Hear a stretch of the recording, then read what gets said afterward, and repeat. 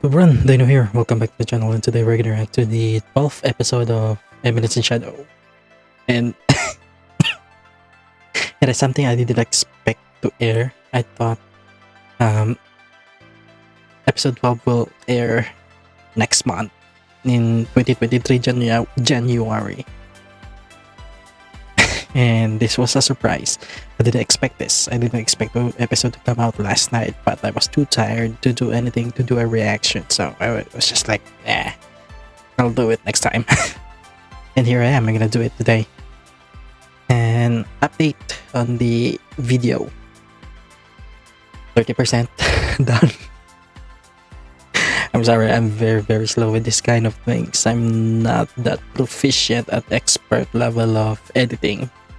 Still, I'm doing my best to do it, but please have some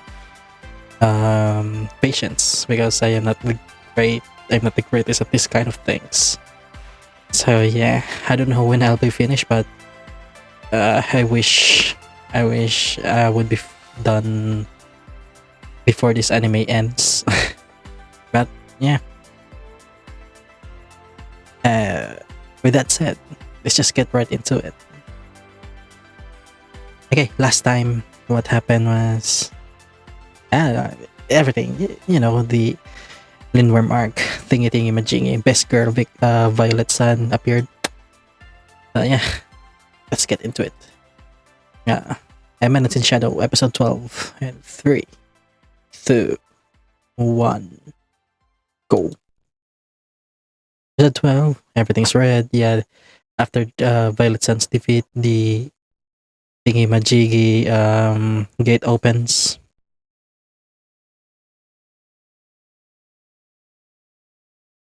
Yeah. It's time for Sears Dash to happen.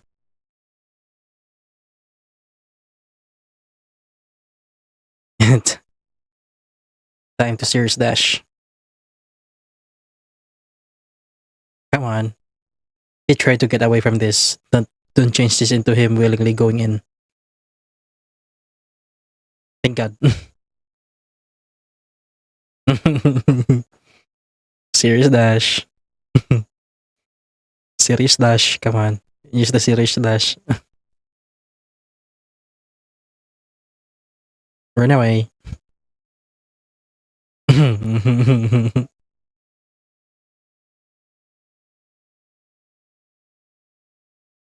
Series Dash. Dokodemodor, a Doraemon reference.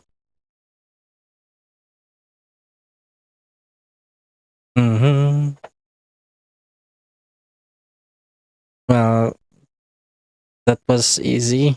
He was supposed to be running away vehemently away from the door. Did he give up because the door was basically hugging him?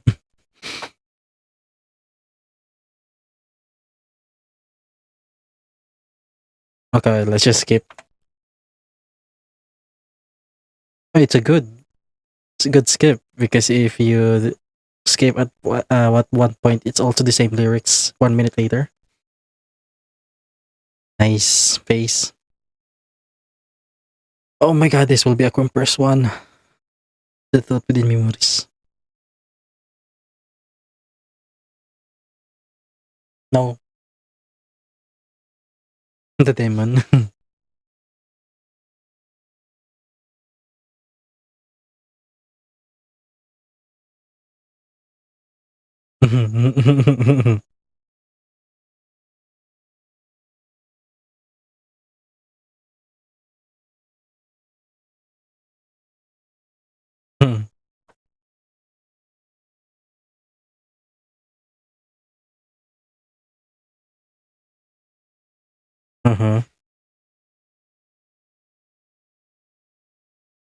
Those who seek it.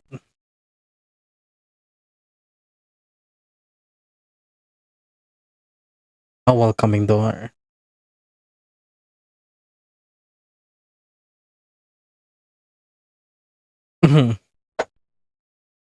At least they did that well.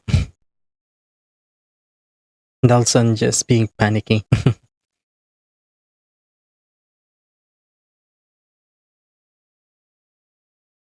Mm-hmm.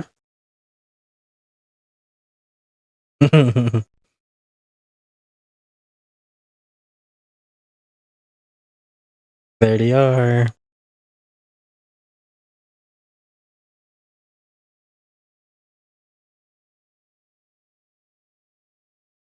Where's Epsilon? Where's Epsilon? Yeah, there she is.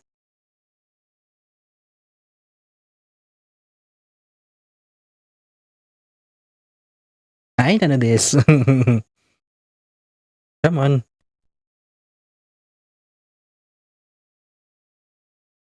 Okay, they changed. They're supposed to be grabbing Nelson.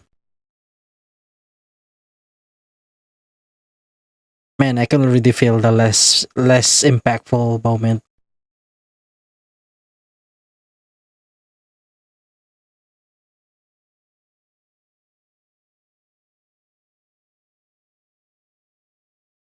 If they skip the flashback here, I'm so gonna be pissed.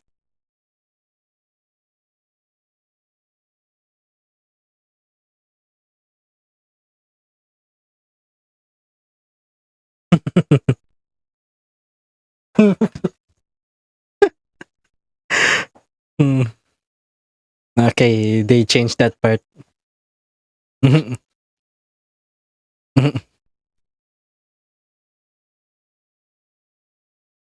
That's all.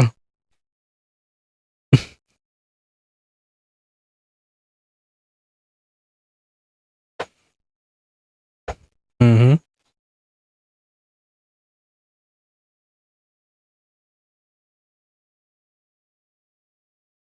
Shing. There we go. Bakit ay taro ka?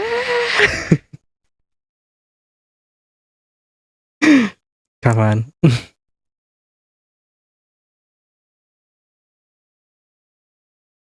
It's not nature, it's natural.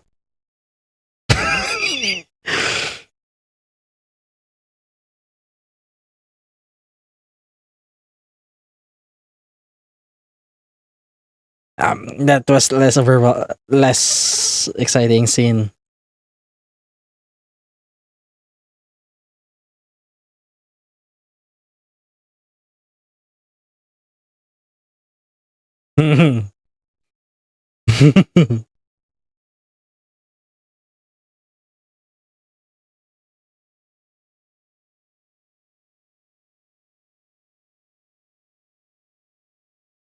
No, it's wrong.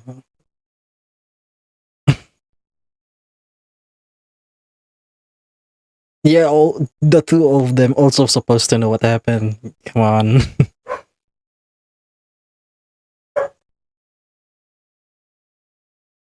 Come on. Don't stand there. Let's go. Nice go.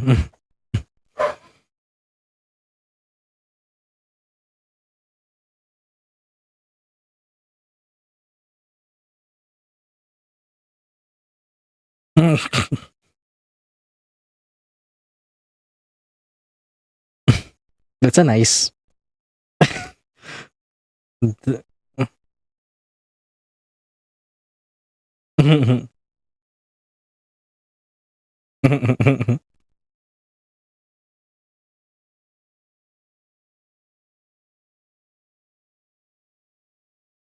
Oh.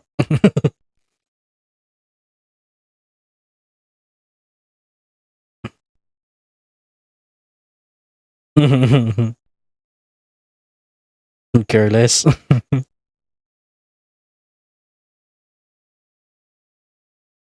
Yeah, don't be ignorant and learn. Also, the seventh volume for Liadel in the line of Liadel has also dropped, so we're gonna have a good read tonight.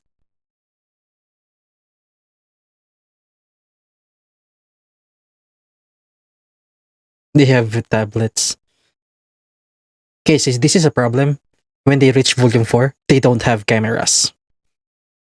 This is the problem with everything. They don't have technology yet.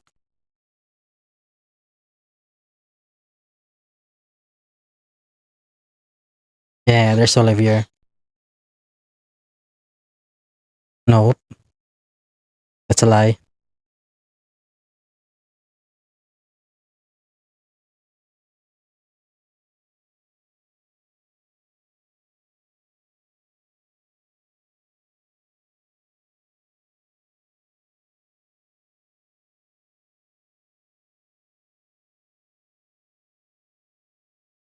Mhm.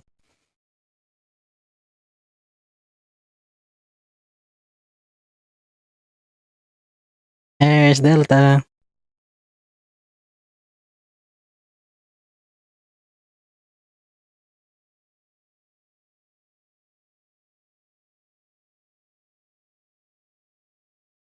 It's welcoming.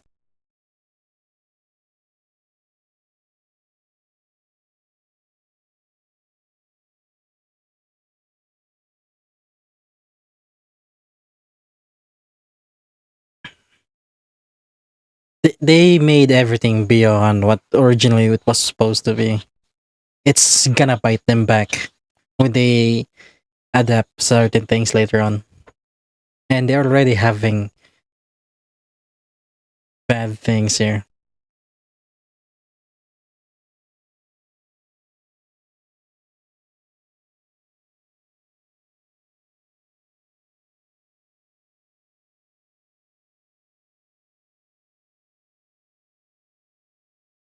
Yeah, they're speed running this.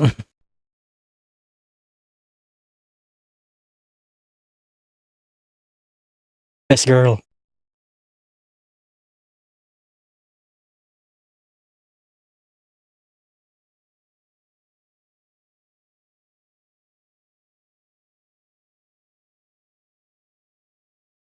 Hmm.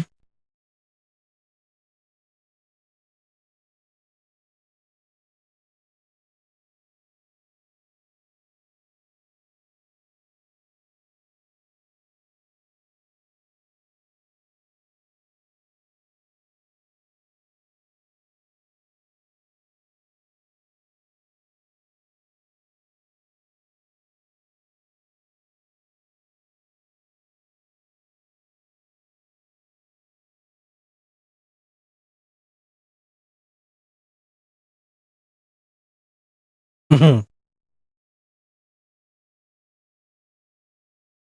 Not wearing. Look. Hmm.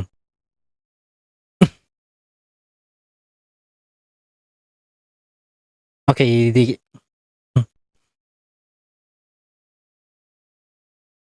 she wasn't supposed to look like that. She was bound in chains, you know.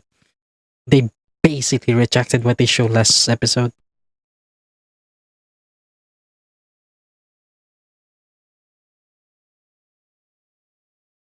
Okay, that's a good transition to clothes.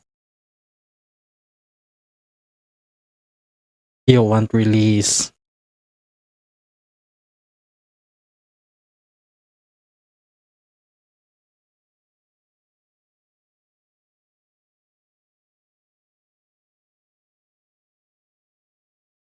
Are they seriously trying to make this into Komoko or Last Dungeon style of story? Seriously, are the anime staff trying to do it that way? That's stupid.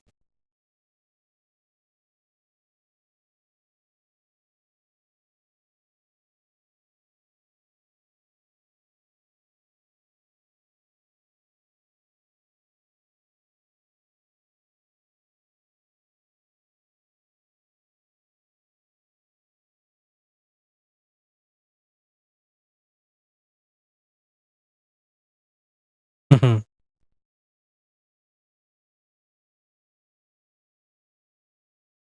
Hey, she's the best girl, man. Mhm. She's the best girl, man. No one can deny how much of a best girl Aurora is, especially for those who read the web novel.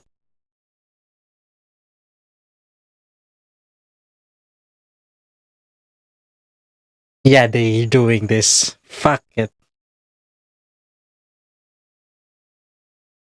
They're not supposed to do it this way. Oh my god, that pisses me so much, man.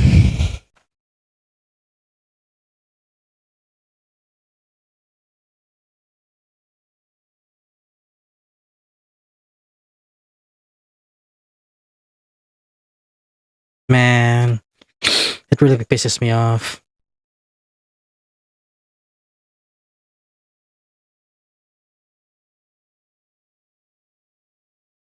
So,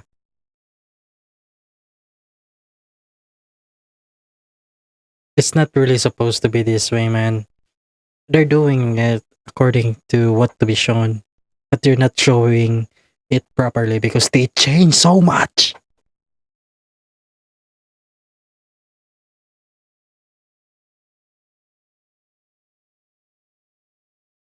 Do it. Do it.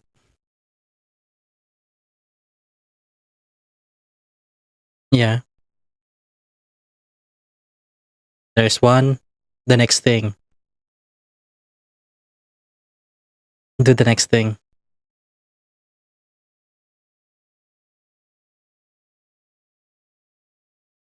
No, she's supposed to basic. She was. Oh yeah, that's the part because the other part would be the next part.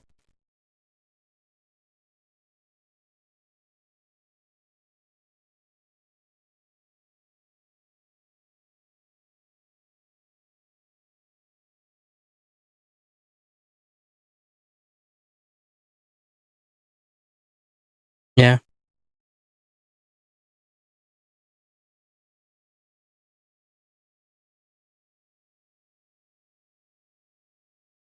Seriously, they have to focus on the boobs.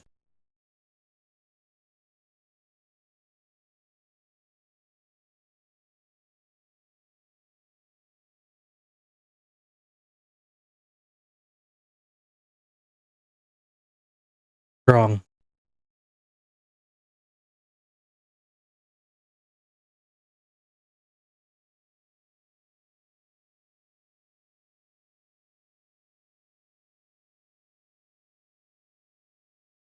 But they're,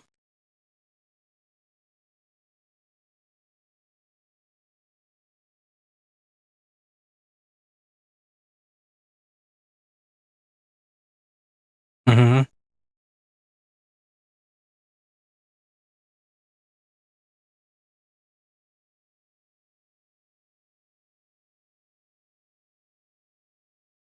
Man, it's stupid that they exactly did the worst thing.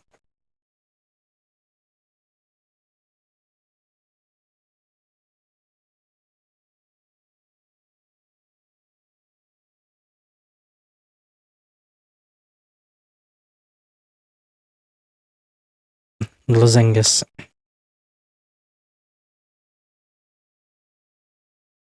Yep. They aim for something different.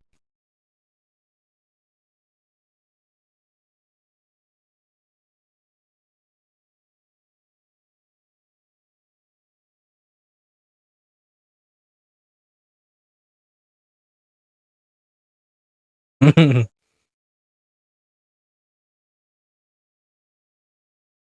thing is,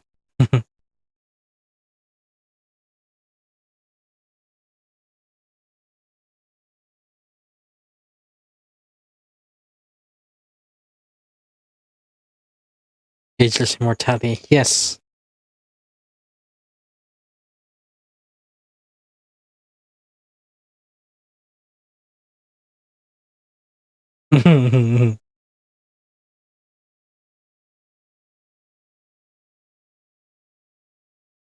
Yeah.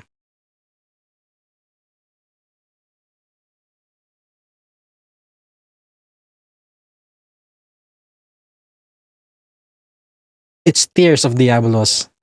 Come on. It's Tears of Diablos, not beads. Mhm. Okay. Roll the stress. Okay, he did not say this, but this a good addition for this part.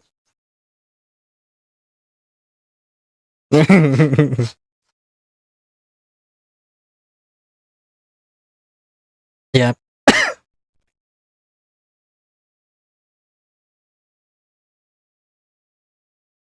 very small amounts. Yes, 12, 12 nights of rounds. Yep.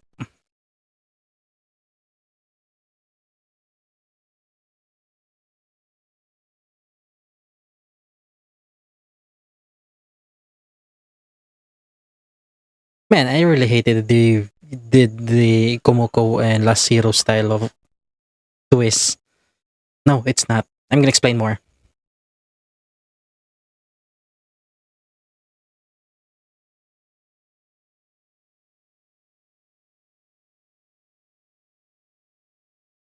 Yeah, true.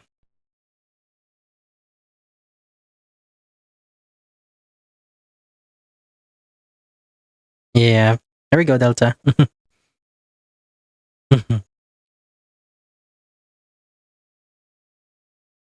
And not of.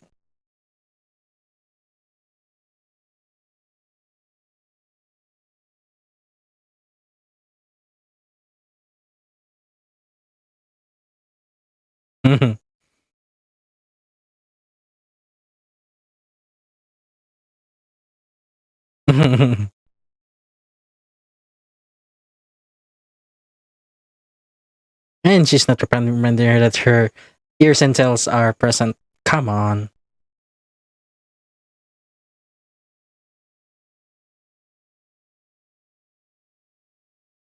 Okay.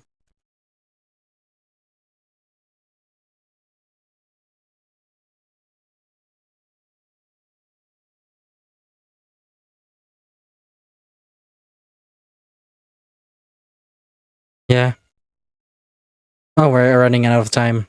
Man, we can see this next time.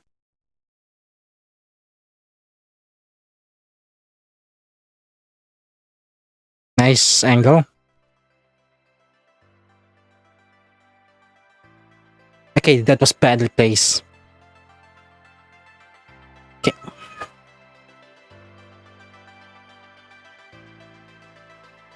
Okay. First of all, fuck you, Studio Nexus. You just screwed yourself over with this change. You do not copy Kumiko, Desga, Nanika, and Tatoeba Last Dungeon.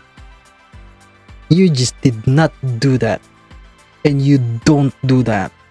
You have, I'm sure the staff already read until volume 4. And I'm sure they did.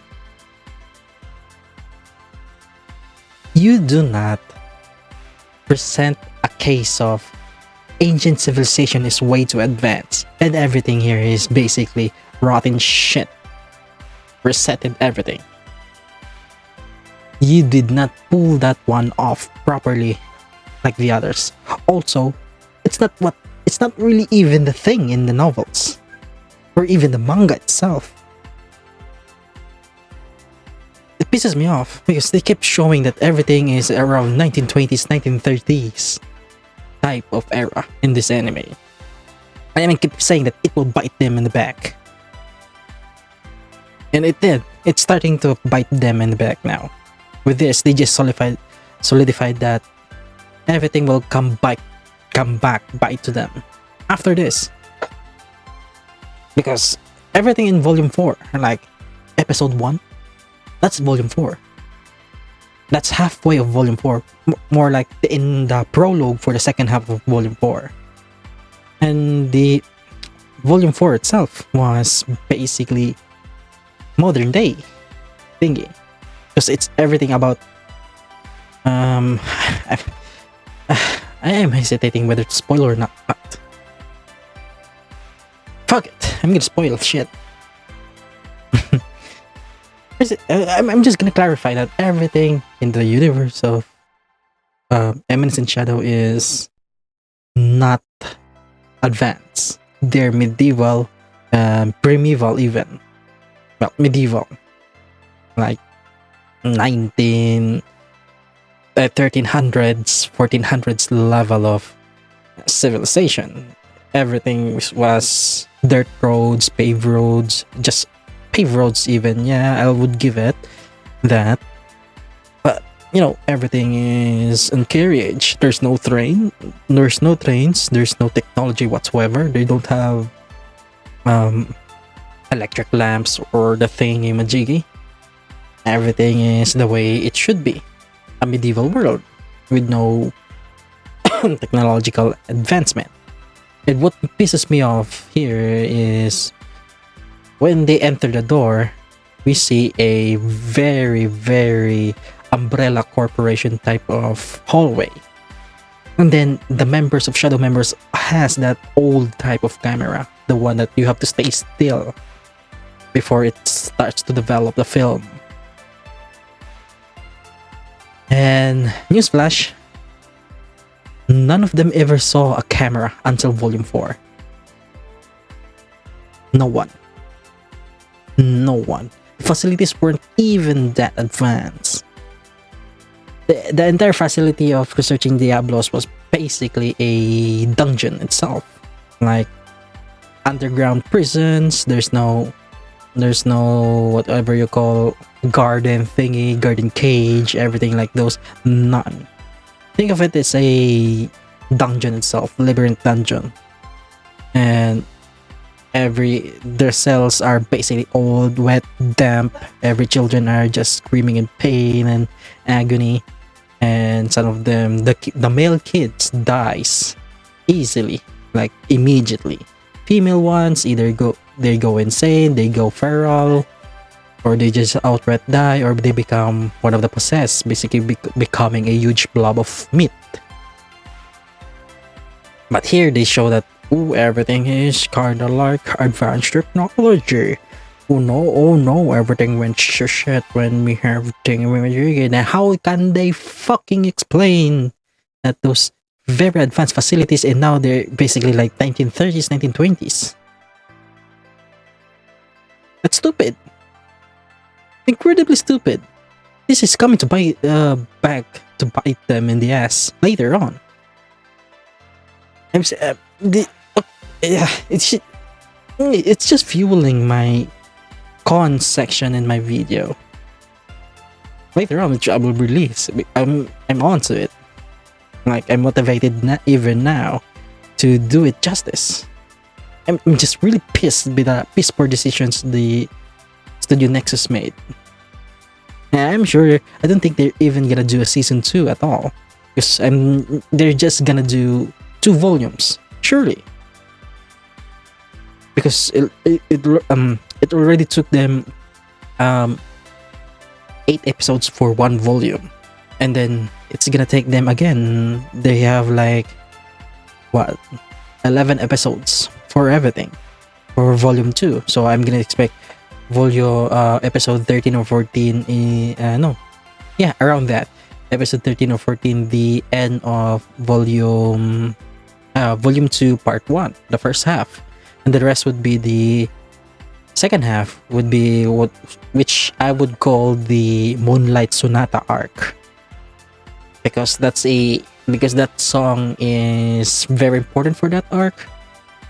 As to why it's important, I'm not gonna say anything, but it is important during that arc, which will come after this one. So yeah, I'm really pissed by the decisions the studio make. They shouldn't do that. And I'm sure they did that because they know this adaptation is just a one and gone. This anime has good reception.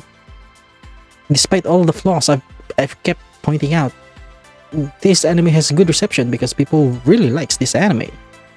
They're having fun, and keeps recommending it to everyone. And yeah, it's such a wasted potential for the series itself that the anime staff and the studio itself is doing these stupid decisions and changing stuff. Especially that main graph that didn't revelation that didn't fly was the revelation of Alpha looking the same as Olivier. Like, if I remember correctly, suppose the statue itself becomes it's just a statue of Olivier standing right there, and then as Alpha removes her mask, the statue itself becomes life size, become alive, and that's the reveal that Olivier and Alpha has the same face, and Nelson is agape in utter shock. Like, oh, what the hell, you two, you are the descendant, and yeah, you are descendant. You're supposed to contract possession. You're supposed to have died already. How in the world are you alive? That was his reaction with that revelation, which doesn't fly here much because everything that part is fast paced. And secondly, there's no mass. The mass is important thing because they don't have to cloak themselves a lot, except for Delta. Delta was clearly the one who needs cloak because her ears and tail. But every member of Shadow Garden always has to wear mask. With Shadow being basically as Joker in Persona 5, the Joker mask. It's clearly stated in the novels. Shadow wears a Joker mask, and everyone else has their own rendition of mask. And Delta specifically is Batman. Her face is basically Batman. And yeah, but oh man, I'm really disappointed with the decisions Studio Nexus made on this one. It's just pissing me off. Now, onto the things that I can appreciate for this is one is also explaining stuff. It's pretty good. It's really the voice actor did a good job in voice acting Nelson. So some of the interactions are lacking, yes, especially the Executioner Venom and Epsilon. But aside from else, all interactions so far, not the serious parts but the comedic parts of the conversations are good. They're good. For example, the bald part, the side effect, and the drug. It's not Beat of Diablos, it's Tears of Diablos. And stupid subs. Hey, what's funny? Alexia Billy. Oh, sorry. The baldness caused by stress. And the funny part about that is that they gave more speech for Nelson. They didn't have to, but they gave one anyway, and it gives more credence to the joke itself. Which, when Alexia basically like, oh, sorry. So that one, I have to give point to that one. The supposed to be good thing, I'll take this as a minus for them, is when revealed that Natsume, aka Beta, is taken as a hostage. No, she did not have this kind of face, as if masochistic face from her on her. She's in the novel and in the manga, she was playing this like trying to be this damsel in distress kind of girl, like, please help me. She has her puppy eyes and everything, trying to make herself look miserable, not this kind of masochistic look in her face. And they have to hone in with the boob jokes too. Like, come on, we know the boob jokes. This series loves their boob joke. but it's not in the majority. It's even in the minority level. It's just the boob jokes only exist when that's beta and epsilon exists, or uh, yeah, it's only with beta the boob jokes exist. and they did made the banter between Rose and Alexia about rescuing Natsume or not. They made it into a background conversation. I like that decision on that part. But I hated that they have to make Natsume or Beta still talking about her boobs. No, it's not about that. She wasn't even doing that. She was just trying to act puppy, like, please don't worry about me. Please, save yourselves. Go on. Leave me alone. Please, no. She was not saying that. She was trying to be like, save me, please. Where was it? Let me find that part in the novel.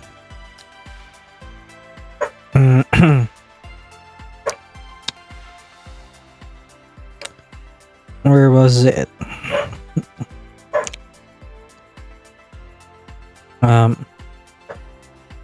Where was chapter?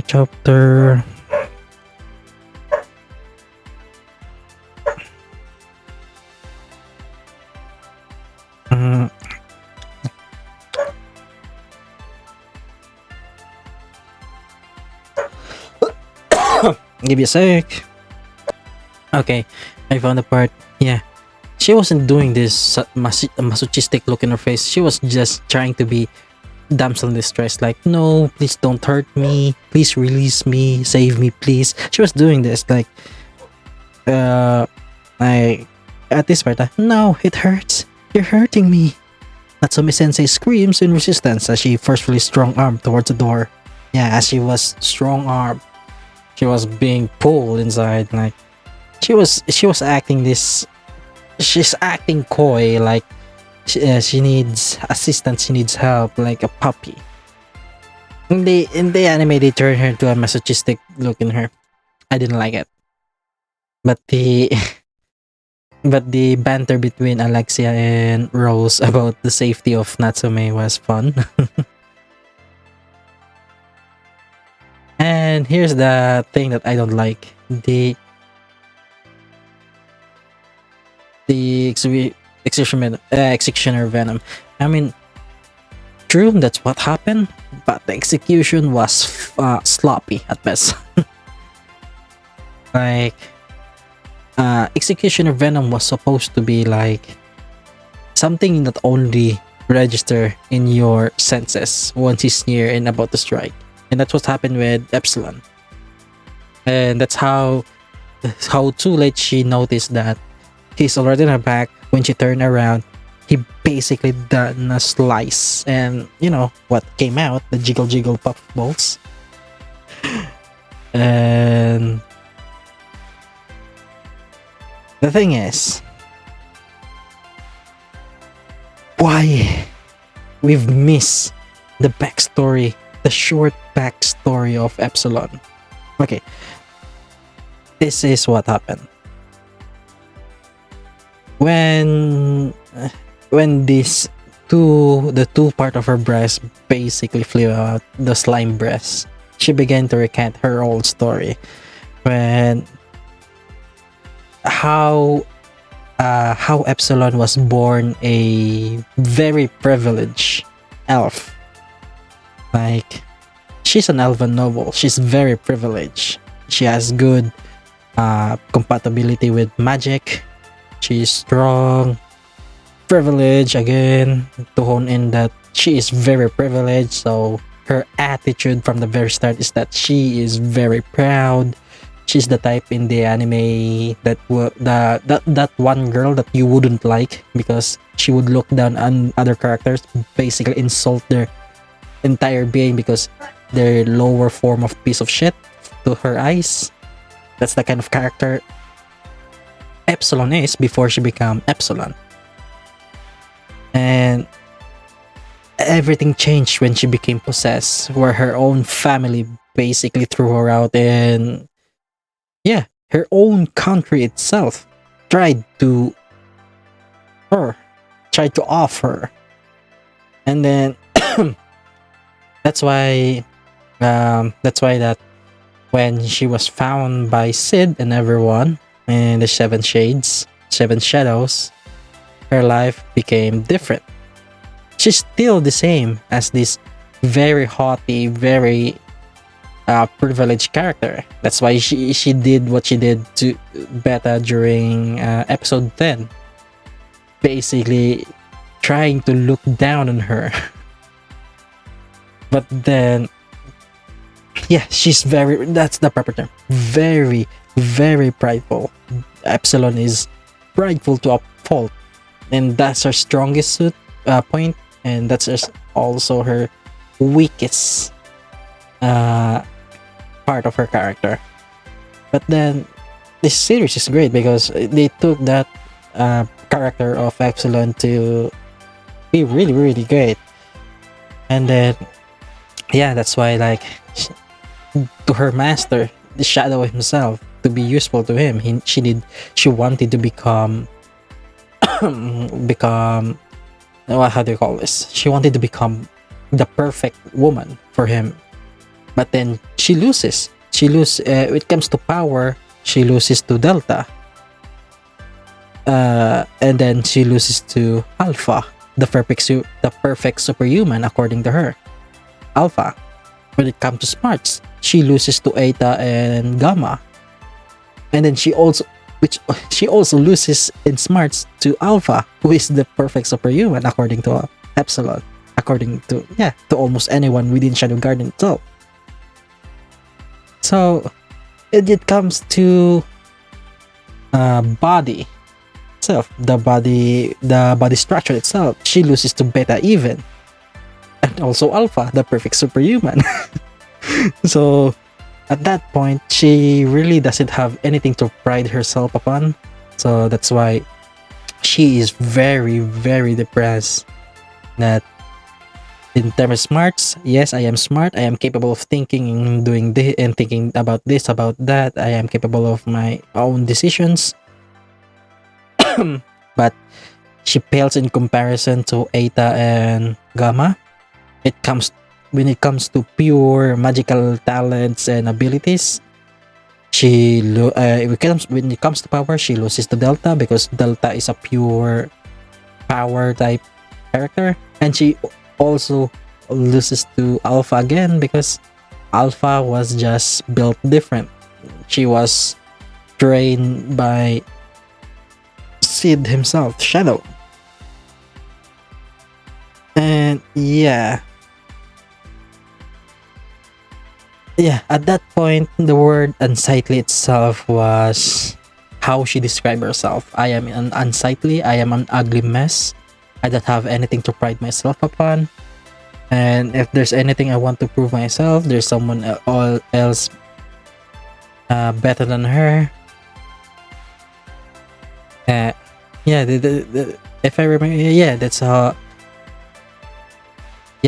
So Alpha was just regarded as someone that will be never beaten within Shadow Garden because she is a perfect superhuman. Her own prided intelligence is rank second from the bottom. And her the perfect intellect specialist, so that's Eta and Gamma, and the superhuman itself, Crusher, everything. And she turned to one thing she could think of: her beauty. Elves are beautiful people. They have something to pride themselves in their physical appearance. So she tried to bet on it. But this is where episode 10 comes in. The true form of Epsilon is that she's flat, she's small. Basically, she's a previous adolescent body structure of a girl. So basically, she's the type of not lowly, just petite milady kind of girl. That's Epsilon is. And that's why when she saw Beta the natural big boobs of the series, she tried to compete with Beta. And this is how much of a petty character Epsilon is. She's so petty that her own chance of being somewhat better is being physically better against Beta. So she tried to make her, and yeah, that's how then she got introduced to the slime bodysuit. And with that, she got a spark moment in her mind that, yeah, I can control this thing. I can give myself some boobs. I can. So that's how the first thing she did, give herself boobs. And it became to a point that everyone notices that it is very, very unnatural. And she herself notices it too, because if you have big boobs, there is no balance. So to counter that, she needs to give herself some butt. So not only she got some boobs, she got an entire bakery with her too. And then she had to adjust her thighs and everything. That's why in episode 10 you see her when basically reform the entirety of the slime bodysuit into a big boobs, big butts, full bakery Epsilon. And yeah, and if there's anything Sid has to say about Epsilon, is that she is so good at controlling the slime bodysuit that she is very convincing. But Sid also notices that whenever Sid stares at Epsilon's boobs, it's not about because, yes, boobs, I'm a hoarding teenager for that. It's opposite. For Sid, like, how many percentage of slime silicone is there? 99% slime. And that's what he all thinks. And Epsilon takes that as a compliment because he focuses his glances at her own artificial boobs. She has this some kind of vendetta against Beta and about boobs because she wants to beat the natural boobs with an artificial one. That's her vendetta against Beta. She just wanna beat Beta in being pleasant to look at sexually. The sexual appeal, not sexually, but the sexual appeal. She wants to prove that I have better sex appeal than you stupid meek of a girl. And Beta is, to be honest, easy to bully. In the entire 7 Shades, she is the one you can bully the easiest. Oh, even though she acts strong, you can bully the heck out of Beta, no problem. And that's what Epsilon keeps doing. She always try to bully Beta. Like in episode 10, if you remember the exchange between Epsilon and Beta, what happened really after that was that Beta was running away crying. And Epsilon was basically like, huh, my win. I bullied her so hard, she's crying away. She is petty. I am not gonna sugarcoat this on you. Epsilon is petty to the core. So yeah, so when they skip this entire Epsilon backstory in here, they showed in flashback, but that's not the story of Epsilon itself. It's just like they just want to focus that I will play victory. Like, they could have given that some proper backstory right there. And the way Executive Sheriff Vineyard killed, that's not what happened. She did not slice him into many pieces. No. Epsilon the Precise is called Epsilon the Precise is because the moment she got slashed, her boobs flying away, the moment she tried to get those flap balls of hers go back to her own body, she already did an attack to the Epsilon, to Executioner Venom, who was standing menacingly behind her back all the time. And yeah, when she got her boobs back, questioning everyone that, did you see? Nelson said no. Rose and Alexia said they were panicking, saying no. And then that's how Epsilon basically dragged Nelson directly away. There was no other girls right there.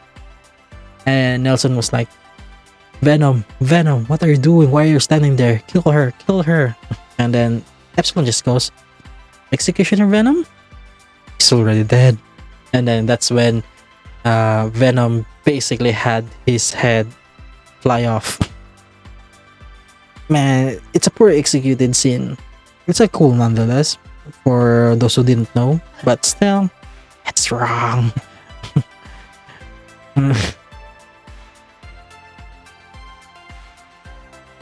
Man, when they get into the sanctuary, man, I'm so pissed that they made it everything futuristic. No, it's not futuristic.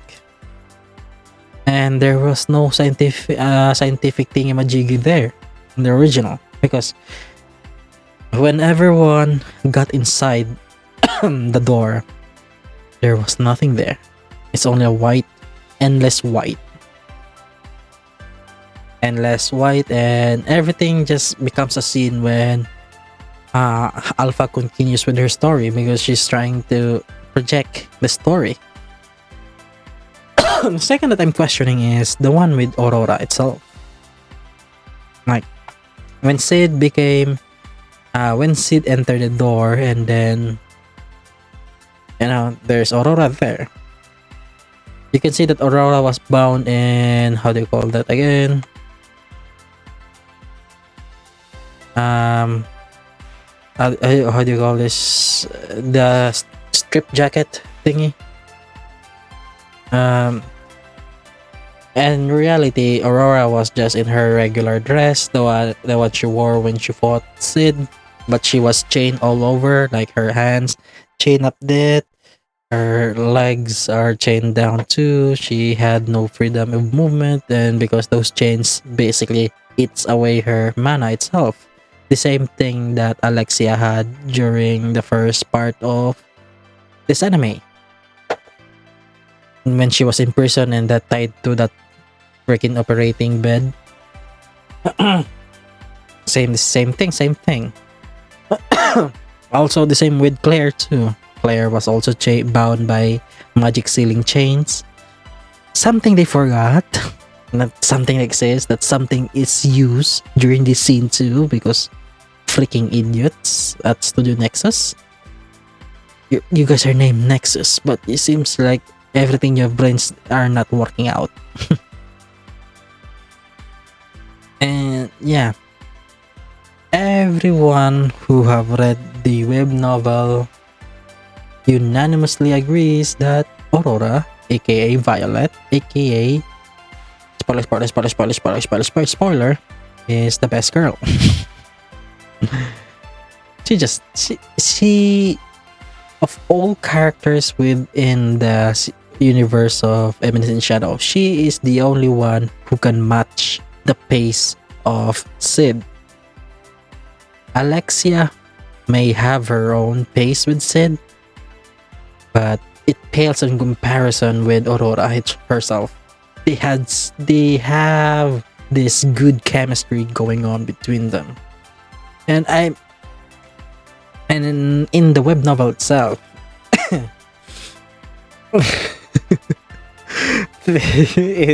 it's even surreal in that point.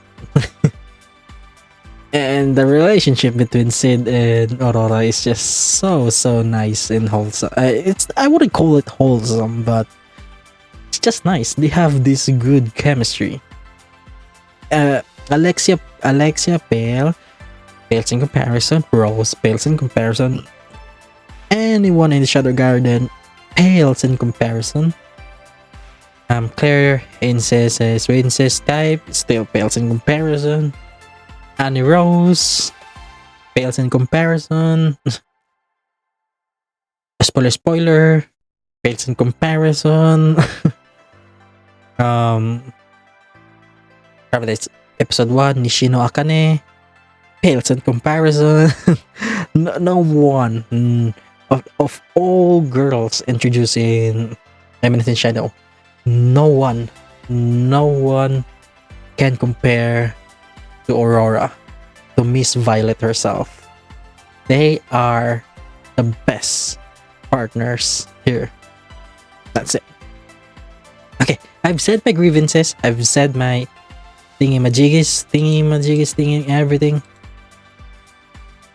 The thing with the sequence of alpha storytelling, what happened in the past is, it's gruesome. Yes, they've shown some gruesome parts, but they're not showing everything what really is, because they chose this freaking impossibly advanced civilization tech here.